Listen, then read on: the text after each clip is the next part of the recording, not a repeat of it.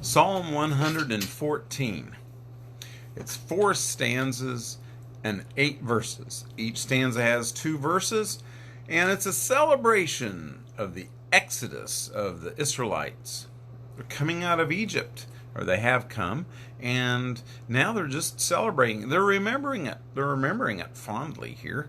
And these 8 verses are really interesting in that there's some anthropomorphic ideas of the earth and the mountains and the sea. That is, anthropomorphic means it's giving the physical characteristics of man to something else, maybe to God, or the finger of God, the eyes of God, the feet of God, when it talks about that. Here, it's talking about the actions of the earth, the sea. They fled, the mountains skipped, and the earth trembles. These kinds of actions. Anthropomorphic is what I'm giving them these terms. But here, so the first 2 verses really start out with the idea that it's focusing on Israel coming out of Egypt. When Israel came out of Egypt, the house of Jacob, from the people of a foreign tongue, Judah became God's sanctuary, Israel his dominion. So God began dwelling with a group of people when they came out of Egypt. God then became, his sanctuary was in that group of people. Israelites are a unique group of people for sure.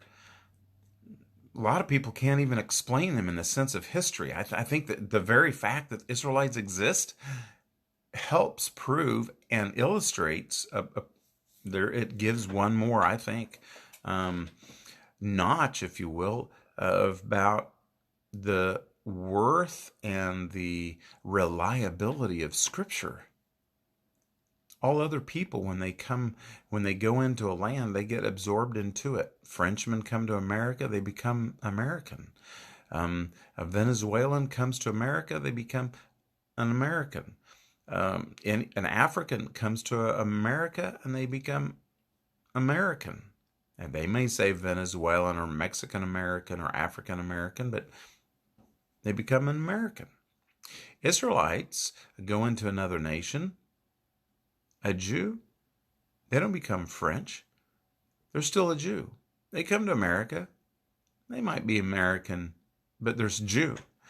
And when they go to other countries, as they have in the history, they keep their identity. And I think it's because of this tight relationship they have with God.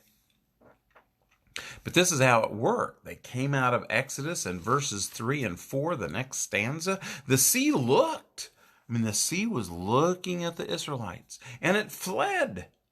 The Jordan turned back. The mountains skipped like rams, and the hills like lambs. Wow. It's as if the land was somehow rejoicing, or the rivers and the sea reacted. Oh, they are like, oh, you're this people. Yeah, we're going to stop for you. You're this people. We're excited that you're here. I think it's a pretty cool psalm.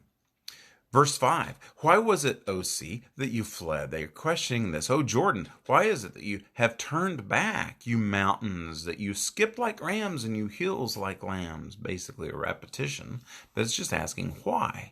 And then in the end, tremble, O earth. Oh, no, tremble at the presence of the Lord, at the presence of the God of Jacob.